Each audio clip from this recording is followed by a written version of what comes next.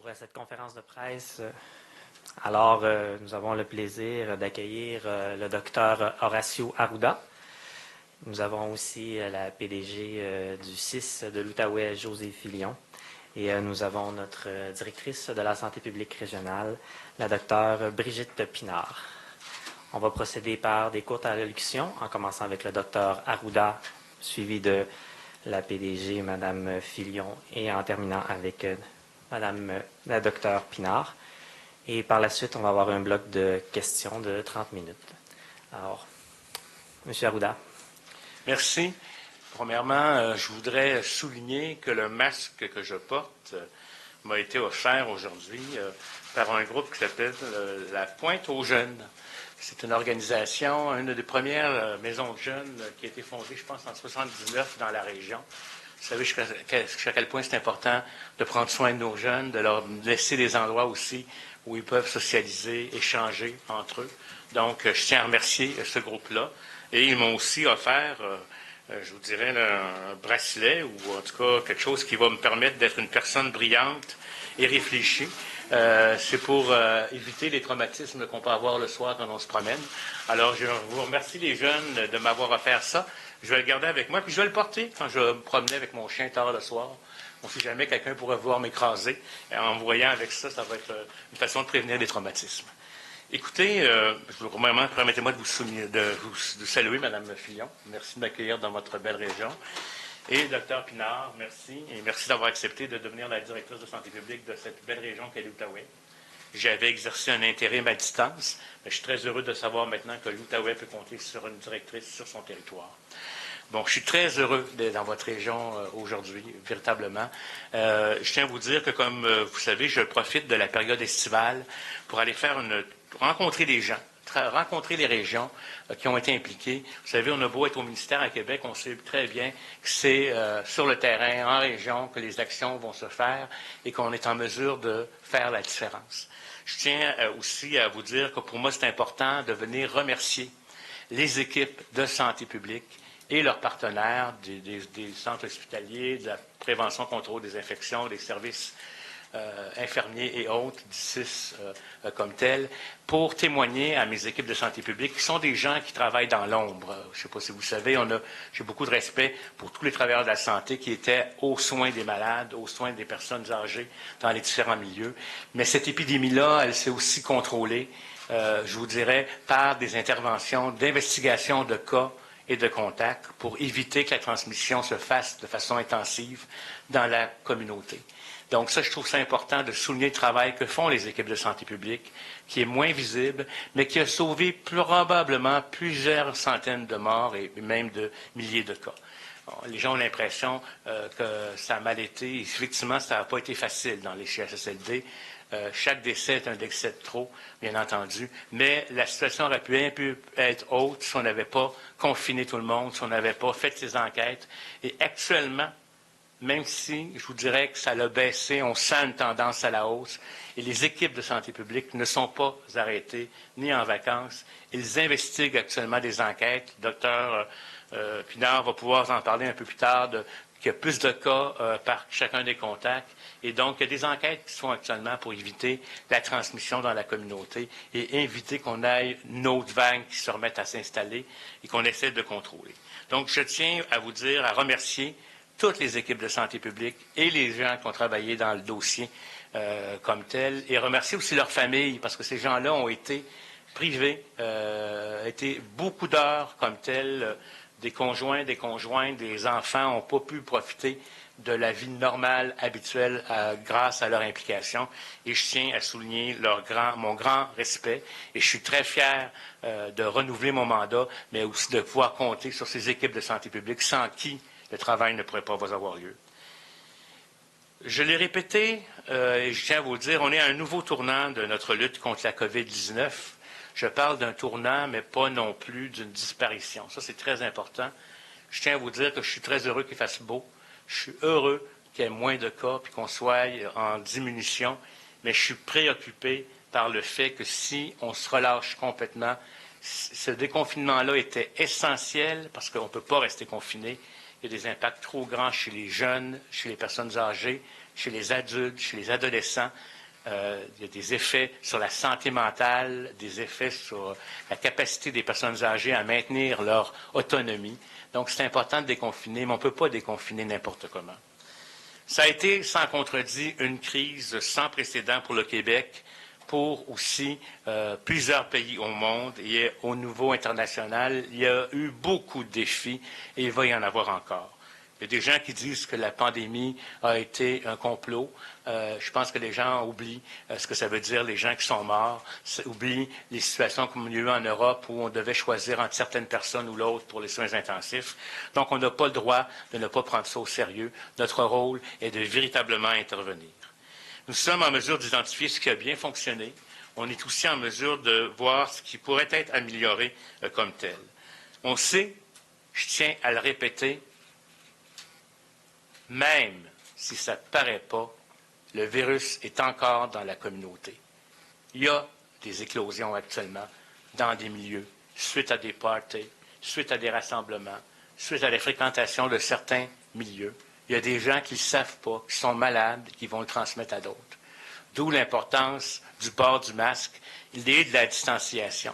Je suis très content ici de voir dans la salle que plusieurs des journalistes donnent l'exemple en portant le masque. Je trouve ça très important. Quand on ne peut pas respecter le 2 mètres, il faut porter le masque. Donc, on s'en va vers une nouvelle normalité. On n'a pas le goût de revenir en arrière. Je n'ai pas le goût de refermer le Québec au complet parce qu'on n'aura pas fait chacun notre devoir. Et ça, c'est les employeurs, c'est les entreprises, c'est les travailleurs et c'est les citoyens du Québec qui doivent aussi faire leur part. Parce qu'actuellement, il peut y avoir des transmissions dans vos maisons, dans vos parties, dans vos familles, et ça va être les vacances de la construction. Et ce n'est pas le temps d'aller ensemencer les régions où il n'y a pas trop de cas, en n'ayant pas les précautions nécessaires. Vous savez, on a reçu la semaine de relâche, on a eu des cas importés de New York, de l'Italie, de la France, de la Suisse. C'est ça qui a fait flamber la région métropolitaine. Il ne faudrait pas qu'on se retrouve dans des flambées actuellement, ou quand au mois de septembre, octobre, on soit obligé de refaire des actes qui ne sont pas. Et je pense que par respect, on doit cheminer ensemble vers cette nouvelle modalité. On peut le faire en respectant les consignes. C'est essentiel si on ne veut pas éviter un retour de la première vague, ou du moins d'aller vers une deuxième vague qui serait très importante.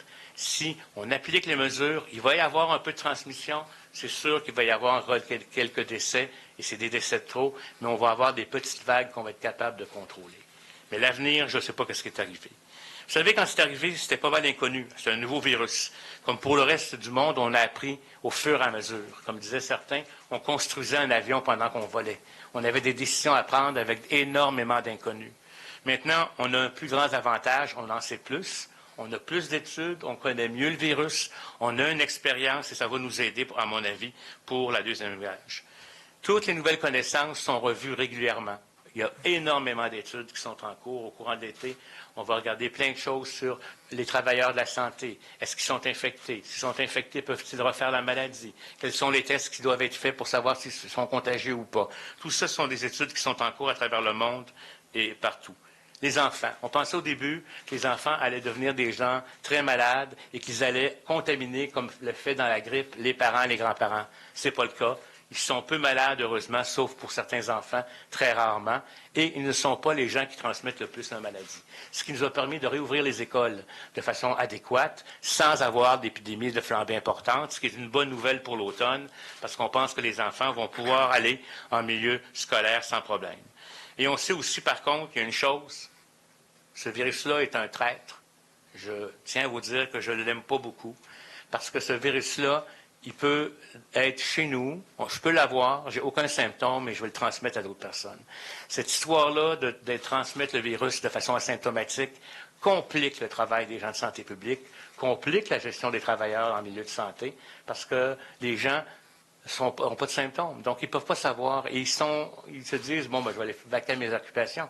C'est pour ça que je vous dis, même cet été, vous pouvez avoir l'impression de ne pas avoir de symptômes, mais allez voir votre grand-mère, puis vous vous rapprochez d'elle sans distanciation, vous pourriez le transmettre. Donc, c'est très, très important de le faire. Lors des dernières heures, j'ai eu l'occasion de faire le point avec la situation et les équipes de la Direction régionale de santé publique. J'ai fait le point aussi avec les gens du CIS ici, les gens qui sont occupés de prévention et contrôle des infections, le service infirmier qui a eu à gérer la pénurie. On a du recul et je tiens à vous dire qu'en Outaouais, quand même, indépendamment que chaque région a son portrait, la situation a été relativement performante, si vous me permettez, en termes de nombre de cas comparativement à d'autres régions. Bien entendu, depuis le début de la pandémie, il y a à peu près plus de 600 cas et plus d'une trentaine de décès. Un décès, c'est un décès de trop, mais quand même. On voit que la région urbaine, la région de Gatineau, du Grand Gatineau, a compté pour 86% des cas confirmés de la région. Puis 2 milliers de vues pour aînés ont été davantage affectés par une éclosion, soit le CHSLD Lionel-Aymon et la résidence La Gap.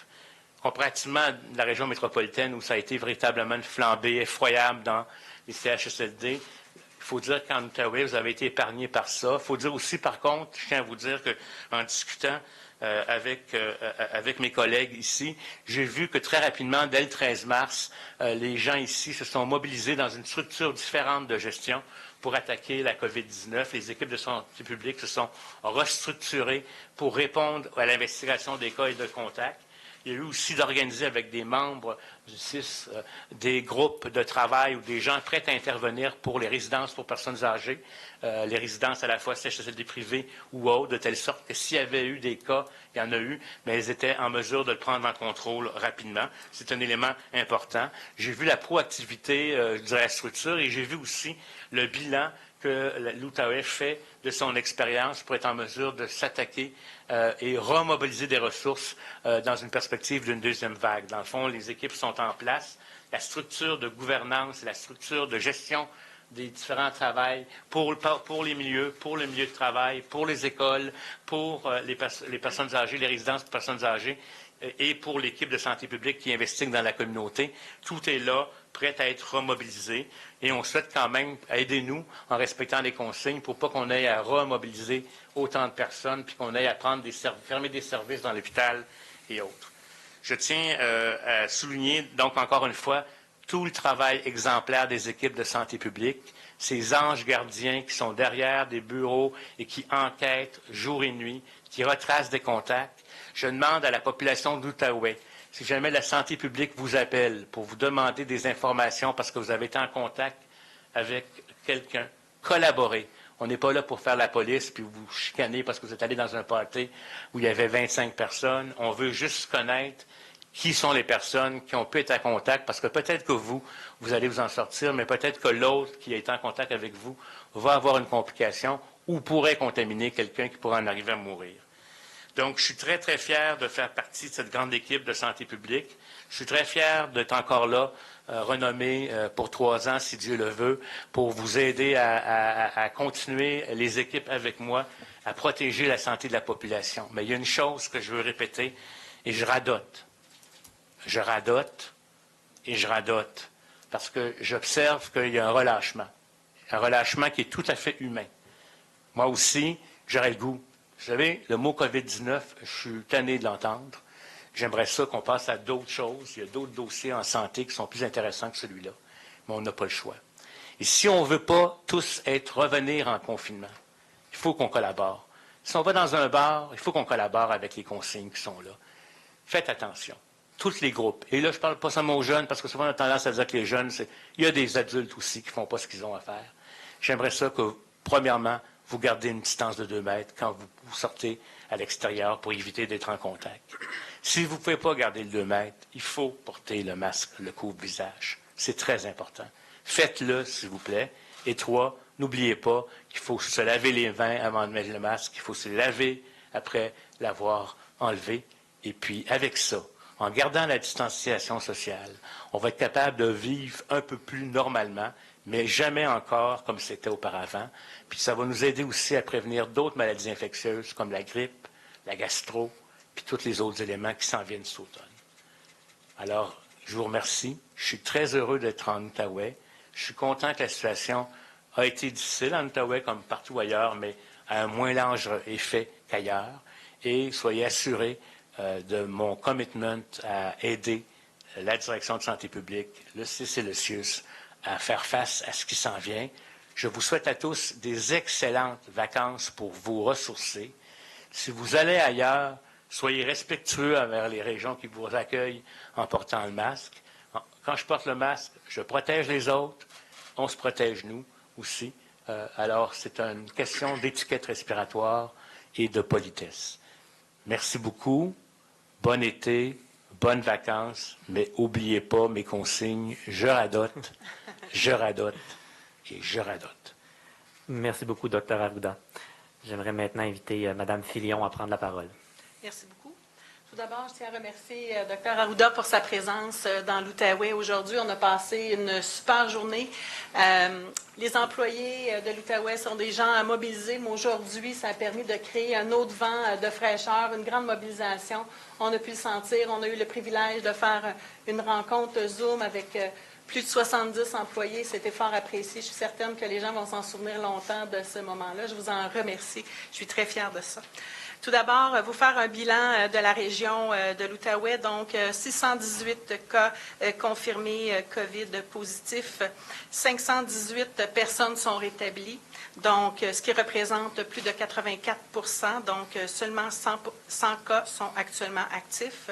Au niveau du taux par 100 000 habitants, comme Dr. Arruda l'a mentionné, la situation est relativement bonne dans la région de l'Outaouais, donc 156 habitants par 100 000 et au Québec, 662 habitants par 100 000. Au niveau du nombre de décès, 33 décès au total ont eu lieu dans la région. Encore une fois, je tiens à mentionner toutes mes sympathies là, à ces familles-là qui ont été ébranlées dans une période très difficile de la COVID. Au niveau du nombre de patients hospitalisés à l'unité de soins COVID à l'hôpital de Hull, nous avons actuellement 5 patients hospitalisés. Donc, vous pouvez remarquer qu'on est passé de 2 à 5 patients. C'est des patients de l'hôpital Pierre-Janet où on a une nouvelle éclosion, où on a transféré 3 patients COVID positifs à cette unité-là. Aucun patient actuellement nécessite des soins intensifs, donc ce qui est une bonne nouvelle sur la condition de santé de notre population. Le nombre d'employés atteints par la COVID, 110 personnes, et le nombre de personnes rétablies, 103. Donc, c'est aussi une bonne nouvelle.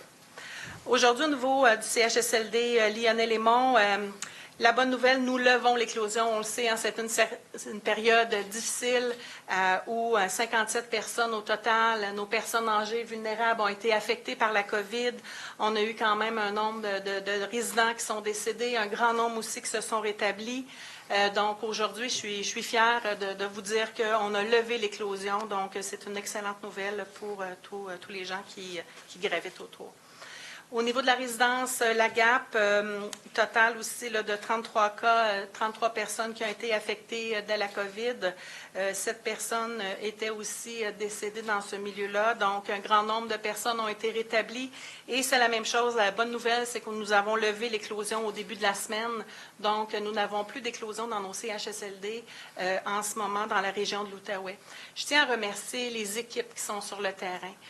On parle que ce soit les gens de la salubrité, les préposés aux bénéficiaires, les infirmières, les médecins, les intervenants sociaux, les gestionnaires, l'équipe de santé publique, prévention des infections. Bref, il y a plein de monde qui gravite autour de ces équipes-là, qui se sont mobilisés pour rapidement restreindre la propagation de la COVID-19. Donc, je les remercie grandement.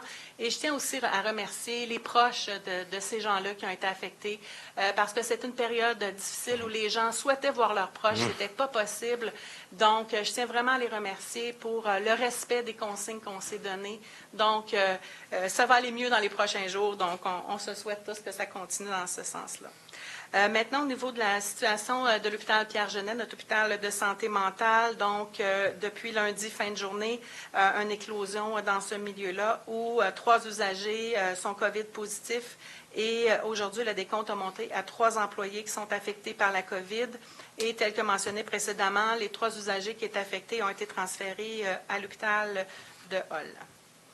Maintenant, en ce qui concerne la reprise des activités, je souhaitais prendre quelques instants pour reprendre à nouveau que les activités reprennent graduellement dans nos différents secteurs ambulatoires, donc que ce soit les services de chirurgie, d'endoscopie, nos cliniques en cancérologie, l'imagerie médicale et tout ça. Donc, j'invite vraiment la population à se présenter à leur rendez-vous. Vous avez des suivis qui sont prévus, des suivis avec votre professionnel, le médecin et tout ça. Je vous invite vraiment là, à vous présenter. Plusieurs actions ont été mises en place pour justement s'assurer, diminuer les risques pour chacun de vous. Donc, bien évidemment, les mêmes consignes s'appliquent de lavage des mains, de port de masque et tout ça. Et soyez pas surpris d'avoir des appels avant vos rendez-vous pour justement qu'on vous questionne sur votre condition de santé et qu'on vous questionne à nouveau lors de votre arrivée là, dans notre milieu pour s'assurer qu'il n'y a pas de risque pour les professionnels ou les gens que vous allez côtoyer pendant votre visite chez nous. Donc, bien évidemment, au-delà des présences dans nos milieux, on continue à donner aussi là, des consultations sous forme de télésanté. Donc, ne soyez pas surpris quand on parle de reprise d'activité, qu'on continue quand même à faire des suivis de façon téléphonique ou par visioconférence. Donc, ça fait partie des activités qu'on souhaite aussi poursuivre parce que ça demande pour la clientèle un moins grand déplacement et c'est facilitant aussi pour les gens-là et ça permet là, à la population d'avoir accès rapidement à son professionnel. Je rappelle bien évidemment toujours le lavage des mains et le port du masque lors de vos visites. Maintenant, ce qui concerne la préparation à la deuxième vague, on compte vraiment poursuivre la mise en place et l'ensemble des mesures qui ont été mises en place, des mesures qui ont été efficaces pour contrer la première vague au sein de l'Outaouais. Et quand je parle de mesures, je fais référence, entre autres, à toute la description des zones, les circuits dans nos différents milieux, les questionnaires qu'on a mis en place pour s'assurer justement de garder un environnement sécuritaire, autant pour les employés que pour la clientèle qui circule. Bien évidemment, s'assurer d'avoir des unités de soins. Au début de la crise COVID, on avait mis en place beaucoup d'activités pour justement s'assurer d'être en mesure de répondre aux besoins devenant des besoins de clientèle pour des soins intensifs ou unités de soins. Donc, on poursuit toujours dans cette même lancée-là. Et advenant une augmentation importante de cas, bien évidemment, on adaptera notre offre de services. Donc, il pourrait être possible qu'on diminue des activités ambulatoires pour se permettre de récupérer du personnel clinique pour aller prêter main forte dans d'autres secteurs d'activité, tout comme la direction de santé publique qui a aussi besoin pour faire différentes enquêtes et tout ça. Comme vous le savez, le virus de la COVID-19, c'est un virus qui est sournois, qui se transmet rapidement et qui s'attaque principalement aux personnes qui sont vulnérables. Donc, c'est vraiment de toute notre responsabilité individuelle. Nous avons tous une responsabilité face à cette propagation-là. Donc, j'invite l'ensemble des gens à respecter l'ensemble des mesures là, qui sont prescrites, entre autres par la Direction nationale de la santé publique. Alors, je vous remercie. Merci, Mme Filion. J'inviterai maintenant Dr Pinard à prendre la parole. Oui, bonjour à tous. Dans le contexte de cette 4e journée de chaleur extrême, nous faisons 2 appels à la solidarité à toute la population de la région. Nous avons besoin de vous tous pour prendre soin de nos personnes vulnérables à la chaleur extrême, en particulier nos personnes aînées, isolées et celles avec des problèmes de santé mentale. On vous encourage à les appeler et aussi à aller les voir pour s'assurer qu'elles soient bien hydratées. Vous pouvez aussi les accompagner au besoin dans des endroits frais ou climatisés pour quelques heures. Notre deuxième appel à la solidarité est pour le suivi des consignes sanitaires pour éviter la propagation du virus de la COVID-19 dans la communauté. Comme vous le savez, après avoir observé un pic de cas au mois de mai dans notre région, nous avions finalement constaté une réduction importante de cas en juin. Malheureusement, depuis le début du mois de juillet, le nombre de cas confirmés a recommencé à augmenter dans notre région. Une bonne proportion des cas, en fait plus de 50% des cas, sont acquis dans la communauté. Le nombre de contacts étroits par cas a aussi augmenté en juillet. Même, on constate que certains cas ont de la difficulté à identifier l'ensemble de leurs contacts pendant leur période de contagiosité. Donc, comme ça a été mentionné, déjà, la situation vient nous rappeler que le virus de la COVID-19 circule toujours dans notre communauté. Donc, nous sommes tous à risque de contracter la maladie et aussi de la propager aux autres. Ça veut dire que nous devons continuer à déployer un grand effort collectif afin de protéger notre population vulnérable, la population qui est plus à risque de complications. Ceci dit, toute personne, incluant les jeunes, peuvent aussi être affectées et avoir des répercussions sur leur vie lorsqu'ils sont contaminés par le virus. Lorsqu'on détecte un cas dans un milieu, en fait, il y a plusieurs conséquences potentielles. En plus d'augmenter le risque de contaminer d'autres personnes, la détection d'un cas dans un milieu aussi peut impliquer la fermeture d'un commerce. Ça peut aussi occasionner des pertes de revenus pour des familles, pour des employés. Donc, c'est important de garder en tête qu'il y a plusieurs conséquences potentielles et que finalement, tout le monde peut être affecté de la transmission du virus dans la communauté. Je prends une petite minute aussi pour faire des rappels concernant les consignes sur les rassemblements. Dans les lieux publics, comme aussi ça a été mentionné, il faut toujours conserver notre 2 mètres de distance entre les personnes. C'est facile de l'oublier, mais il faut le garder en tête. En fait, c'est indiqué à plusieurs endroits dans les lieux publics. Donc, si on regarde bien autour de nous, il y a des consignes, l'affichage, en fait. Donc, il faut suivre l'affichage que nous avons dans nos milieux publics. Il faut pratiquer l'hygiène des mains, il faut pratiquer l'étiquette respiratoire. Comme c'était mentionné, le port du couvre-visage est fortement recommandé lorsqu'il est difficile de conserver 2 mètres de distance. On sait aussi que le port du couvre-visage va devenir obligatoire dans les transports publics en date du 13 juillet. Un mot aussi sur les rassemblements, cette fois-ci dans les lieux privés.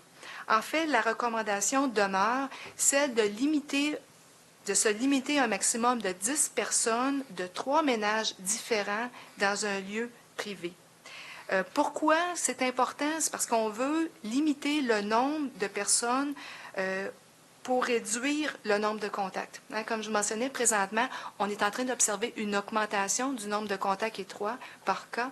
Donc, une des façons de limiter le nombre de contacts, c'est de suivre les consignes, mais aussi de s'assurer dans nos rassemblements, dans nos milieux privés, dans nos familles, à la maison, de diminuer et de limiter le nombre de personnes présentes dans un même moment et le nombre aussi de personnes par ménage.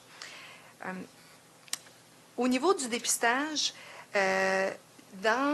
depuis juillet, les tests de dépistage de la COVID-19 sont accessibles sur rendez-vous à toute personne qui en font la demande. Depuis le début de la pandémie, en fait, nous avons dépisté plus de 20 000 personnes en Outaouais.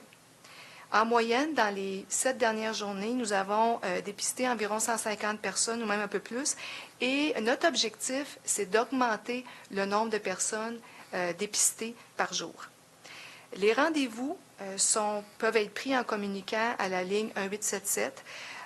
C'est des rendez-vous que nous avons ici. Donc, quand vous appelez, on va vous offrir un rendez-vous à une clinique. Le rendez-vous, la prise de rendez-vous nous permet d'éviter tout rassemblement et aussi également d'éviter l'attente à l'extérieur dans les temps de canicule. Nous sommes en train aussi présentement de revoir l'ensemble de notre stratégie pour la rendre encore plus accessible et pour aussi réussir à atteindre certains milieux où les gens peut-être ont moins tendance à appeler pour avoir un rendez-vous et se faire dépister. Donc, on regarde différentes possibilités. On va vous tenir au courant dans les prochaines semaines de l'offre de services pour le dépistage. Mais c'est possible qu'on essaie de mettre en place des cliniques mobiles pour, comme je vous dis, rejoindre les gens dans certains milieux et ça sur l'ensemble de notre territoire, pas seulement en contexte urbain, mais aussi dans les autres, en fait, dans nos autres régions urbaines et rurales de notre territoire. Donc, je tiens vraiment à souligner l'importance, encore une fois, de respecter les consignes. C'est un appel à la solidarité. Il y a une façon de partager du temps avec nos amis et notre famille, tout en se rappelant des consignes de base. En demeurant vigilants, finalement, on se protège nous-mêmes et on protège les autres, nos proches dans notre entourage. Si aussi vous êtes malade, si vous avez des symptômes de la COVID, c'est très important d'éviter de participer à des rassemblements. On vous encourage donc à vraiment limiter vos déplacements, à moins de devoir aller voir, bien sûr, un professionnel de la santé. On vous recommande aussi d'appeler la ligne 1877 pour vous faire dépister si vous avez des symptômes et si vous avez été en contact avec des cas confirmés. Les tests sont disponibles et, comme je vous dis, on vous encourage vraiment à appeler et vous faire dépister. Merci. Merci beaucoup, Dr. Pinard. Nous allons maintenant débuter la période de questions. Je vous inviterai à vous avancer au micro tout en respectant les règles de distanciation. On va se limiter à 2 questions par personne pour commencer. Et si on a le temps, on pourra continuer avec d'autres questions. Alors, allons-y dès maintenant. Micro de gauche, s'il vous plaît. Bonjour. On m'entend bien? Catherine Lévesque de la presse canadienne. Monsieur Arruda, le mois dernier, vous disiez qu'il y avait peu ou pas de chances qu'il y ait un reconfinement complet du Québec. Vous disiez que les gens avaient appris, que vous aviez compris le message. Maintenant, aujourd'hui, depuis quelques jours, en fait, vous semblez laisser planer cette menace de reconfiner le Québec si jamais il y a une masse de cas. Je me demandais qu'est-ce que ça prendra pour reconfiner le Québec. Est-ce que ce sera complet par région? Et voilà, est-ce qu'on peut s'attendre à ce que ce soit quelques semaines, en quelques mois? Scénario idéal. OK? La grande majorité, la très grande majorité des gens respectent les consignes. Les gens sont à 2 mètres. Les gens ne font pas des rassemblements. Les gens reviennent à la vie, mais avec des nouvelles conditions. Les gens aident les propriétaires de restaurants et de bars à respecter les consignes. Mais dans cette situation-là, on va avoir probablement des cas qui vont apparaître de temps en temps. Mais on ne vivra pas ce qu'on appellerait une réaugmentation importante. Parce que vous savez, on a été capable, à travers l'arrêt total, le confinement, d'empêcher les interactions entre les individus, donc d'empêcher le virus des gens qui étaient peut-être symptomatiques ou si l'ont attrapé, ont contaminé seulement les gens dans leur famille, donc ça ne s'est pas répandu en exponentiel. Mais moi, je suis encore dans le même mode en disant qu'on ne veut pas reconfiner. Reconfiner, ça veut dire remettre des gens à l'intérieur, ça veut dire des jeunes qui vont être privés de stimulation, ça veut dire des personnes âgées qui vont être privées de contacts sociaux. Il y a des effets très pervers à ça. Mais si on perd le contrôle, imaginons là, que tout le monde se laisse aller, qu'on se retrouve avec énormément de cas, plusieurs pas besoin d'être hospitalisés, mais d'autres besoin d'être hospitalisés, qu'on a un système de soins là, qu'on est rendu, là, que les soins intensifs sont remplis, on est en épidémie de grippe en même temps, puis là qu'on soit obligé d'en arriver à dire, bien là, si ça continue, là, on n'aura plus de place aux soins intensifs pour traiter les personnes.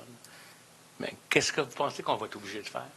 On va être obligé de renvoyer les gens à la maison, réenfermés. Mais on ne veut pas en arriver à ça, parce que c'est trop dur. C'est trop dur. Il fallait le faire à l'époque. Il fallait le faire parce qu'on n'avait pas le choix. On avait juste quelques semaines, 2-3 semaines après l'Italie, puis on voyait ce qui se passait en Italie. On a sauvé d'énormément de cas et de vies à travers le confinement. On n'a pas été un succès dans les CHSLD. C'est clair, on n'a pas été un succès. Ces gens-là allaient mourir de d'autres choses quand même, mais on n'a pas été un succès dans nos CHSLD. Là, donc, moi, ce que je peux vous dire, c'est qu'avec ce virus-là, je ne suis pas capable de vous donner aucune garantie. J'ai dit ça la première journée que j'ai fait un point de presse. Ce que je vais vous dire aujourd'hui va peut-être être faux demain matin. Bon, les gens disent, vous changez d'idée, vous revenez en arrière. C'est pas ça. On évalue la situation. C'est pour ça que je trouve que l'important de mon message aujourd'hui, c'est hey, pensez-y. Vous faites partie de la solution. Vos erreurs, vos actes, vous allez entraîner d'autres personnes malades. Ça va contribuer, peut-être pas vous, mais vous allez finir par faire que tout le monde va payer. Puis on va tous avoir à revenir en arrière. On déconfine, on est dans une nouvelle société. On ne va plus, je ne sais pas si vous êtes allé à l'épicerie, là, ou en certains endroits, on attend en file. Chez certains, moi je suis allé chercher des choses dans des magasins de quincaillerie. J'adore les magasins de quincaillerie. On attend dehors. C'est plus long. Hein. Quand je dis à ma femme, je vais aller chercher quelque chose, je suis là dans 15 minutes. C'est pas 15 minutes. J'attends 15 minutes avant de rentrer dans l'espace. Mais ça, là, c'est essentiel. Parce que quand on fait ça, c'est comme si j'étais resté chez moi et j'étais confiné. Donc, non, on ne veut pas aller à ça. Mais si on va devoir y aller, c'est parce que la société ne fonctionnera plus. C'est parce que si les hôpitaux sont débordés, puis que les gens ne peuvent plus aller à l'hôpital, puis qu'on ne peut pas opérer personne, des crises cardiaques parce que les hôpitaux sont congestionnés, bien, on va être obligé de leur dire retournez à la maison. Mais je vous dis, je ne veux pas ça. C'est le scénario que je veux le moins. Puis ce que je veux que les gens sachent aujourd'hui, c'est qu'il n'y a pas l'air là, le virus. Il est partout. il est partout, puis c'est pas vrai qu'il n'est pas dangereux. C'est pas vrai que, puis même si on est jeune, puis il y a sûrement, quand on va avoir infecté beaucoup de jeunes, il y en a un qui va avoir des complications. Il y en a peut-être un qui va même en mourir. Puis ça serait un de trop. Tout comme les personnes âgées, c'est des cas de trop. Fait que ce que je veux vous dire, le message, puis je vais le répéter, puis je vais radoter, puis je vais radoter. Il y a 3 choses bien simples que les gens peuvent faire, puis qui sont à la portée de tout le monde. Première, je m'organise pour être toujours à 2 mètres des personnes, à part ma famille que je connais, etc. Je me lave les mains régulièrement, puis je porte un couvre-visage quand je me promène. Actuellement, là, moi, j'ai mon téléphone, mon set de clés, et puis mon masque toujours à côté de moi. Puis je le lave régulièrement, là, parce qu'il ne faut pas le mettre sale, contaminé. Quand il est mouillé, il n'est plus bon. Mais c'est ça qu'il faut qu'on prenne comme habitude. De la même façon qu'on ne fume plus dans les restaurants, il y a des choses qu'on ne fait plus. Bon, il y a des affaires qu'on ne peut pas faire maintenant, c'est se coller les uns sur les autres. J'ai le goût. Tantôt, quand j'ai vu les équipes par Zoom, là, j'avais rien que le goût de les prendre dans mes bras et les remercier de tout ce qu'ils ont fait. C'est naturel, la réaction des gens. Là, je demande aux gens de faire quelque chose de pas naturel. Mais c'est important. Et, ma question suivante vous permettrait de sortir un peu de la région pour poser une question de mes collègues, parce que les autorités de la santé publique sur la rive sud de Montréal, où on a vu des éclosions lors de fêtes, ont dit que ces éclosions en fait étaient liées à des fêtes privées et que les gens ensuite étaient allés dans des bars pour fêter. Donc, je me demandais, est-ce que vous avez vraiment des preuves tangibles qu'il y a eu transmission dans ces établissements, dans ces bars? Et voilà, pouvez-vous nous dire quand et où ça s'est Bon, écoutez, on a suffisamment de données pour conclure là, à date là, à peu près cette situation-là là, de deux parties privées. Bon, il faut comprendre que ce sont une série de personnes qui se connaissent, plus ou moins, qui se sont trouvées dans 3 situations après la Saint-Jean, là, un soir de la Saint-Jean, deux parties dans des résidences privées, puis une partie de ces gens-là sont allés dans un bar qui a été publicisé, etc. Mais on est rendu à peu près à 80 cas autour de cet épisode-là. Ça veut dire qu'il y a eu de la transmission dans les parties, puis il y en a eu dans le bar par des gens qui avaient été contaminés dans le party, qui n'avaient peut-être pas de symptômes, ou qui avaient des symptômes, puis qui n'ont pas été trop forts, qui sont allés dans le bar. Fait que là, puis là, moi, je ne cherche pas à accuser des personnes. Là. Ces personnes-là, d'ailleurs, j'invite à ce que les jeunes qui ont été dans ces parties-là, il ne faut pas dire « je ne suis pas allé », là. Il ne faut pas dire on était 3 puis on était 4. Il faut donner la vérité. Notre objectif, nous, en santé publique, là, c'est pas de pénaliser les personnes. Notre objectif, c'est d'enquêter pour qu'on puisse dire aux personnes qui ont peut-être été en contact que peut-être qu'ils vont faire la maladie, de leur offrir le dépistage, puis d'empêcher que ces 80 personnes-là deviennent 160, 320, 640, 1200, parce que c'est comme ça que ça se fait. Là. Chaque cas en infecte un autre, en infecte un autre, en infecte un autre. Puis là-dedans, ça peut être ta grand-mère qui décède. Mais excusez-moi si je peux juste reformuler. Donc, vous avez le gouvernement fermé les bars sans avoir des preuves tangibles? Non, on n'a pas fermé les bars. On n'a pas fermé les bars. Certains pays ont fermé des bars. Probablement les bars, là.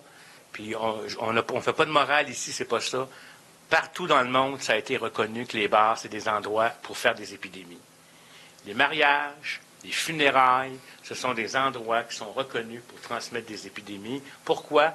Beaucoup de monde qui viennent de partout, beaucoup de monde qui ont le goût de s'aimer, hein, ils ont de la peine, ils se côtoient dans les funérailles, dans les mariages, c'est la même chose. Les bars, qu'est-ce qui se passe? Les bars, c'est des petites pièces, souvent pas des grandes pièces.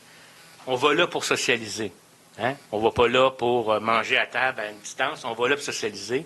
Il y a de la musique, il y a beaucoup de bruit. On prend un verre, puis là, pour entendre, on se rapproche. Hein? Et les gens ne portent pas des masques, etc. Donc, on est toutes les conditions. Il n'y a pas trop de lumière qui vient d'extérieur. Les rayons UV qui détruisent les virus ne sont pas là.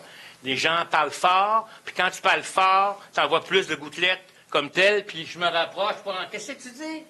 Puis on va pas... Quand les gens vont là, justement, pour socialiser, c'est pour se tenir à 2 mètres de distance.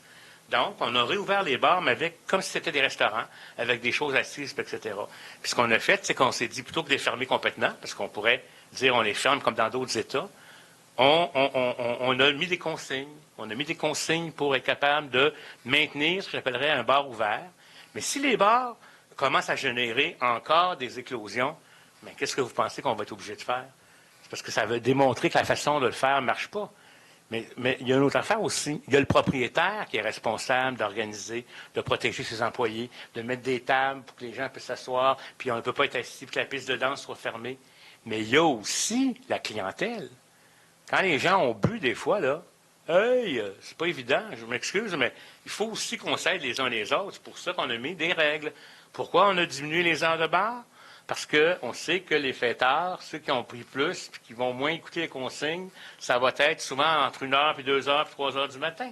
C'est qu'on essaye de maintenir une section d'économie ouverte parce que les gens ont le goût de prendre un verre eux autres, mais ils ne peuvent pas prendre un verre comme avant.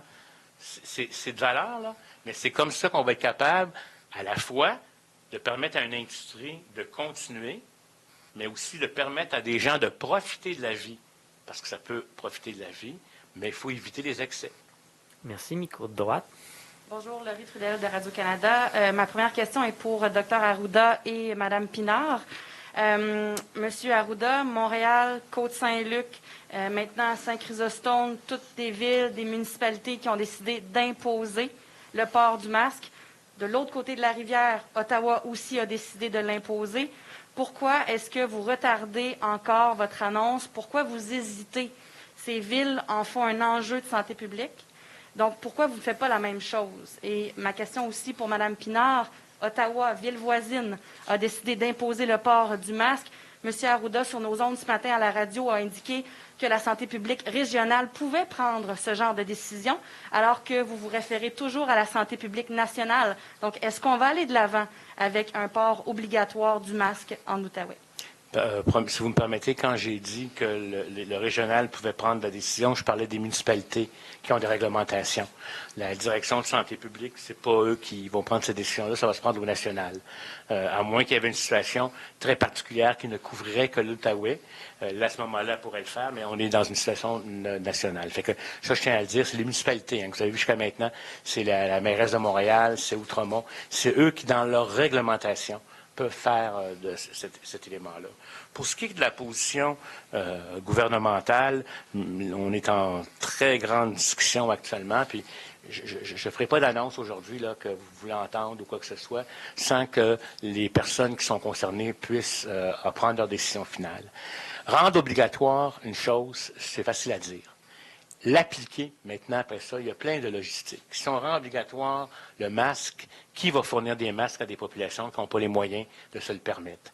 Qui va contrôler le port du masque? Quel genre de punition on va donner? Est-ce qu'on va donner des amendes? Qui va donner les amendes? Est-ce qu'on va empêcher les gens de rentrer dans l'autobus? Est-ce que c'est le chauffeur d'autobus qui va dire de le faire? Qu'est-ce qu'on va faire avec les gens qui vont se promener dans la rue et qui n'ont pas de masque? S'ils sont à plus de 2 mètres, est-ce qu'on va leur... Donc, il faut que tout ça soit attaché et rendre ça obligatoire dans l'ensemble des municipalités du Québec. Il faut qu'on soit prêt. Et je vous dirais, si les gens le veulent déjà qu'il soit obligatoire, mais portez-le, votre masque. Il n'y a rien qui vous empêche, en fin de semaine, de commencer à vous le porter. Mais l'obligation, c'est aussi une chose qui a des effets pervers. On le sait. Des gens, quand on les oblige, parfois, on décide de dire, hey, moi, là, c'est pas vrai qu'on va... Surtout les indécis, qu'on va m'obliger. Il faut qu'on travaille tout ça. Le mieux, là, ça serait que tout le monde embarque dans le bateau, avec une norme sociale nouvelle, etc.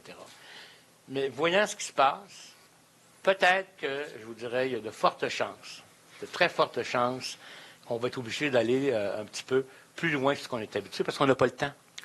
On n'a pas le temps d'attendre que les gens se décident, parce que, puis là, il y a la semaine de la construction aussi qui s'en vient, là. Les gens vont se promener de gauche à droite, là. Je pense que là, on n'a pas beaucoup de temps. Puis des fois, comme parents, on essaie d'expliquer puis de convaincre. Puis là, je ne traite pas la population d'infantiliser, je ne veux pas l'infantiliser. Mais le comportement humain, c'est pas normal de porter un masque, c'est pas normal de porter un masque en plein mois de juillet. C'est pas normal de porter un masque à la plage. Je ne sais pas si vous comprenez, mais à un moment donné, s'il faut, il faut. Fait que décoder.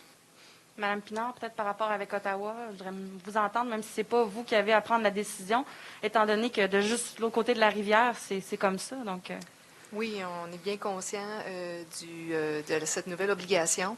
Nous sommes en fait en contact aussi avec la santé publique d'Ottawa, donc on est en communication. Écoutez, pour la région, on continue à fortement recommander le port du couvre-visage. En fait, ça fait plusieurs semaines que nous insistons sur le message. et nous continuons à le faire. On est très conscient que c'est un changement culturel. Hein, la population n'est pas habituée. C'est un changement culturel, donc rapide.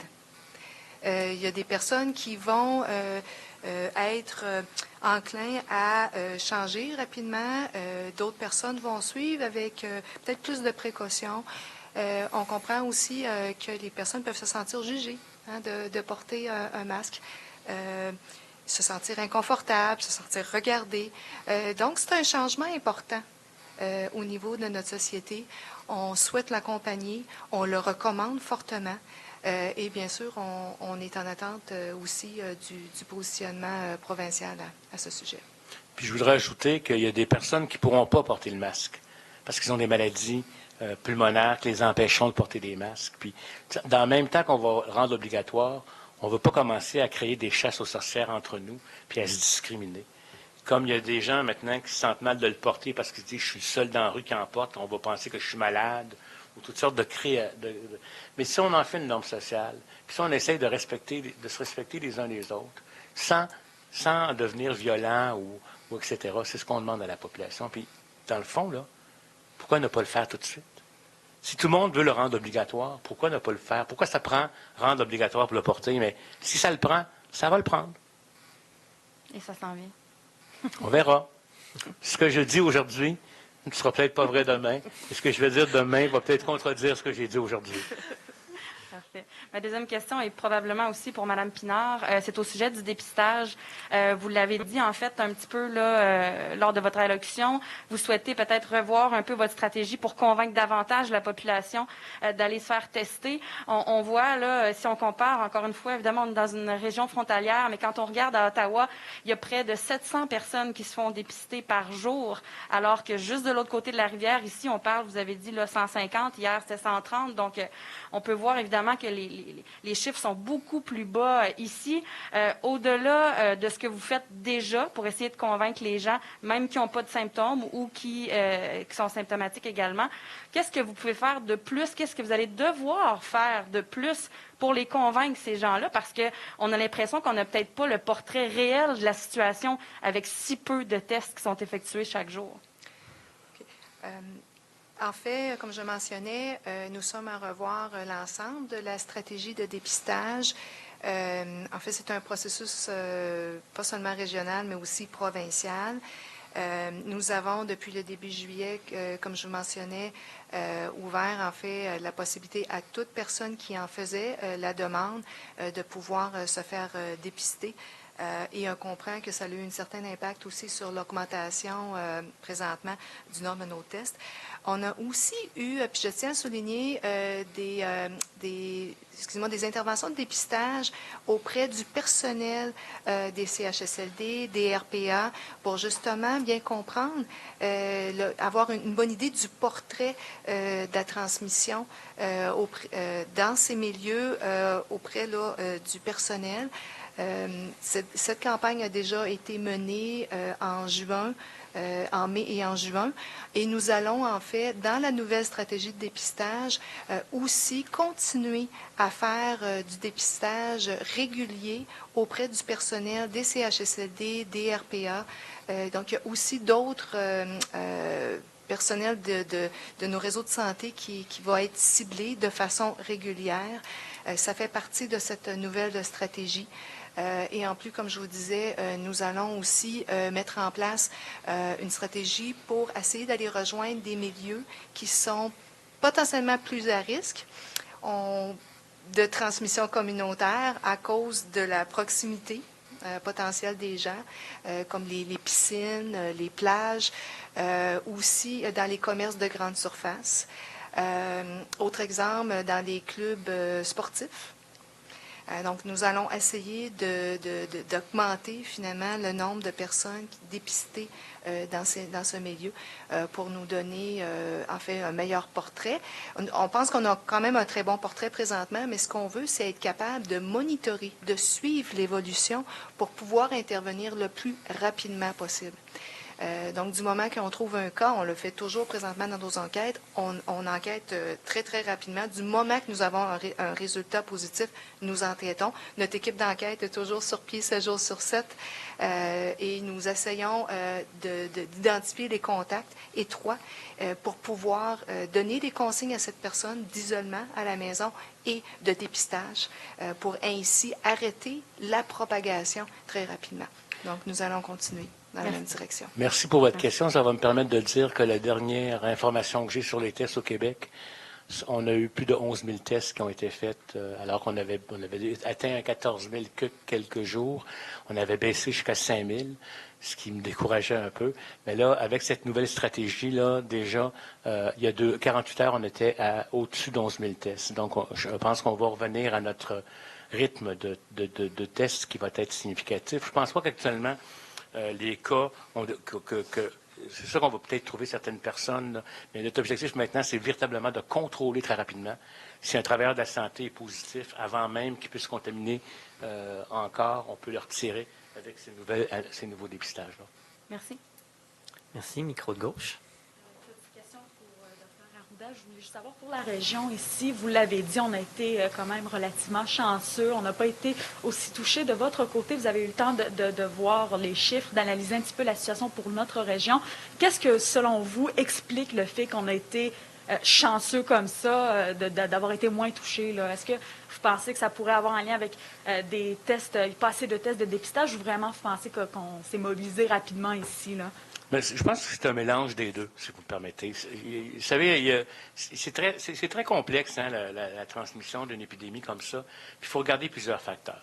Premièrement, il faut comprendre que les villes, les grandes villes urbaines, comme Montréal puis la région métropolitaine, où il y a beaucoup de monde, mais beaucoup de monde collé aussi, hein, avec des gens qui proviennent de toutes sortes de pays, qui ont voyagé, la semaine de relâche, avec, je vous dirais, un tissu de travail, d'organisation de travail qui peut être différent des régions. Des gens qui viennent d'agences, beaucoup plus de gens d'agences qui vont d'un milieu à un autre.